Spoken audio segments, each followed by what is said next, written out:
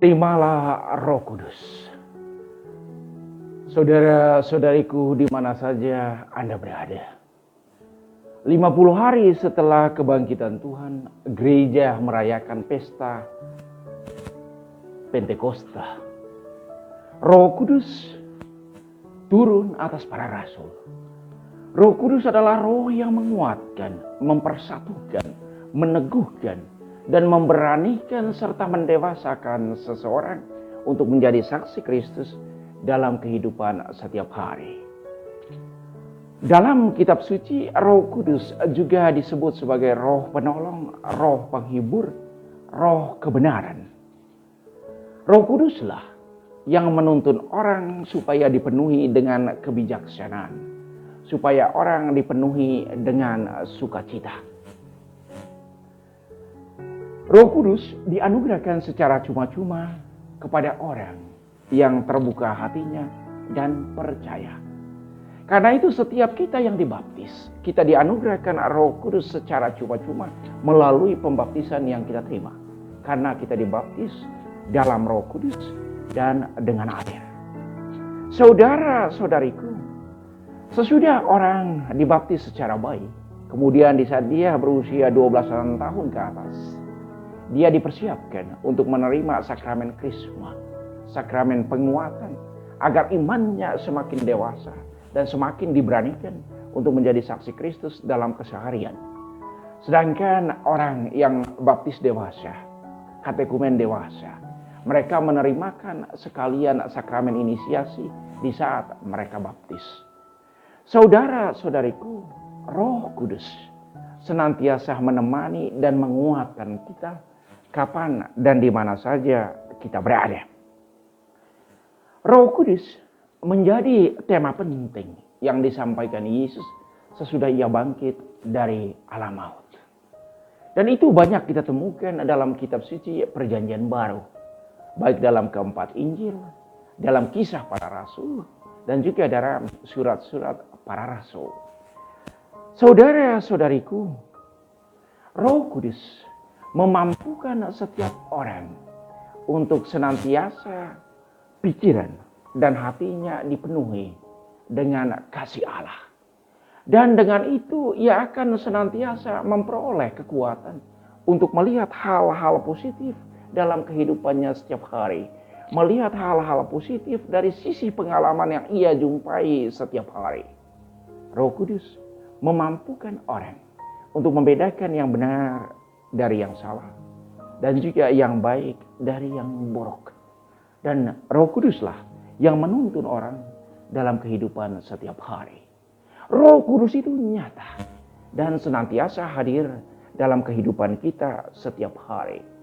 Tetapi tidak semua orang bisa mengalami kehadiran Roh Kudus dalam hidupnya. Itu disebabkan pertama-tama karena ketertutupan pikiran, ketertutupan hati untuk dituntun, untuk dibimbing, dan untuk menerima Roh Allah itu sendiri dalam kehidupannya setiap hari. Saya pernah katakan bahwa Roh Kudus itu tidak kelihatan, tetapi karyanya kita bisa alami dalam keseharian kita. Dialah yang membuat kita dipenuhi dengan sukacita, dipenuhi dengan kedamaian, dan juga dipenuhi dengan roh kebenaran dalam keseharian kita. Roh Kudus itu seperti parfum. Parfum banyak dari kita menggunakannya. Di saat orang memakai parfum, mereka semprotkan entah ke badan, entah ke tubuh. Dan teristimewa di saat mereka menggunakan parfum, itu menimbulkan rasa percaya diri yang bertambah kepada orang yang menggunakannya. Dan dia semakin percaya diri untuk ada di tengah orang banyak dalam situasi apapun. Dan kadang orang muda zaman dulu, itu kadang mereka itu memakai parfum bukan saja secukupnya, tapi kadang berlebihan. Kadang mereka semprotkan juga ke mulut mereka, supaya di saat mereka berbicara itu ada wangi yang keluar dari pernapasan mereka. Roh Kudus seperti parfum. Sesudah kita menggunakannya, kita tidak melihatnya kembali. Tetapi pengaruhnya untuk kehidupan kita setiap saat itu ada. rasa percaya kita, percaya diri kita, rasa keberanian kita itu semakin bertambah. Begitulah Roh Kudus bekerja dalam diri setiap orang. Ia tidak kelihatan tetapi hadir. Roh Kudus adalah pribadi ketiga itu dalam Allah Tritunggal. Allah Bapa, Allah Putra, dan Allah Roh Kudus. Dialah yang senantiasa menyertai kita sampai akhir zaman. Roh Kudus itulah yang dijanjikan oleh Yesus sendiri sesudah ia bangkit kepada para muridnya. Maka sesudah Yesus itu bertemu dengan para muridnya dan sebelum ia naik ke surga, ia katakan, terimalah Roh Kudus. 50 hari sesudah kebangkitan Yesus, dia menganugerahkan Roh Kudus kepada para muridnya. Di saat itu para murid itu berkumpul bersama. Dan di saat mereka berkumpul bersama dari pelbagai golongan dengan orang-orang yang percaya, itu mereka berbicara dalam bahasa yang berbeda-beda. Tetapi semua orang yang hadir dalam perkumpulan itu mengerti apa yang mereka katakan. Karena orang-orang yang hadir itu memahami dalam konteks bahasa yang mereka mengerti. Saudara-saudari, kesaksian para rasul dalam kitab Kisah Para Rasul mengajak kita semua supaya kita senantiasa terbuka kepada karya Roh dalam kehidupan kita setiap hari. Roh membimbing kita untuk melakukan hal-hal yang baik, untuk melakukan hal-hal yang menggugah kita, supaya senantiasa ada dalam suasana penuh dengan sukacita, penuh dengan keberanian, dan penuh dengan kegembiraan. Maka Santo Paulus coba menguatkan dan meneguhkan kita. Roh Kudus memampukan kita untuk ada dalam kebersamaan, untuk ada dalam kelompok yang berbeda-beda. Karena biar bermacam-macam kasih karunia yang kita miliki, tetapi masih tetap satu roh. Kita hidup karena Roh Allah sendiri. Roh Kudus hadir dan nyata. Ia senantiasa aktif dalam kehidupan setiap orang, teristimewa orang yang percaya. Tetapi kadang Roh Kudus menjadi pasif dalam kehidupan seseorang karena hati, karena pikirannya tertutup untuk dibimbing oleh Roh Kudus. Orang yang percaya senantiasa ditemani Roh Kudus kapan dan di mana saja dia berada. Ada pengalaman seorang misionaris SBD yang bekerja di pedalaman Kalimantan. Kebetulan di wilayah pelayanannya, sarana transportasi satu-satu yang dipakai, yang digunakan, yakni transportasi sungai.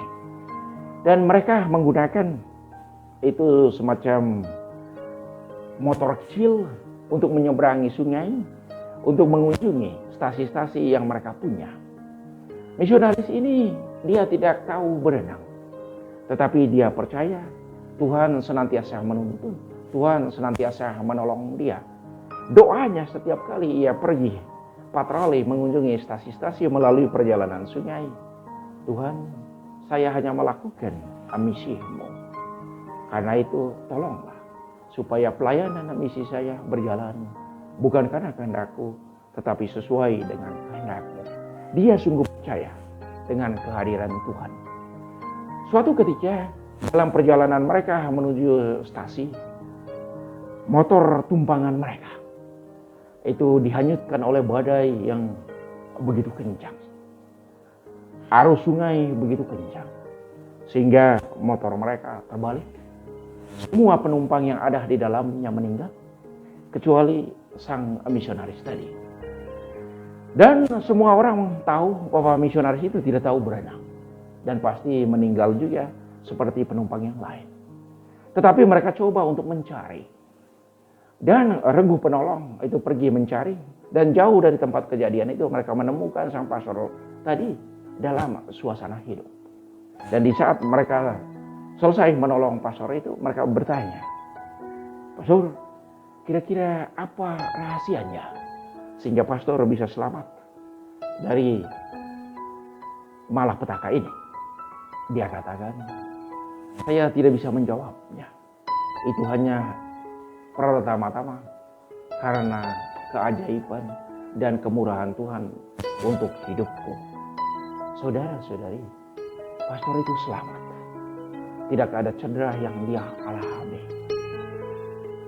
Orang yang percaya senantiasa dibimbing, senantiasa ditolong, dan diselamatkan Tuhan pada waktunya. Ada lagi seorang misionaris SWD dalam pelayanannya di era tahun 70-an di pedalaman Manggarai Timur, di paroki Lengko Ajar dan Lengko Ela. Pernah suatu ketika sekelompok umat bercerita tentang pengalaman mereka. Kebetulan transportasi di kedua paroki itu umumnya dengan berjalan kaki atau sesekali dengan menunggang kuda.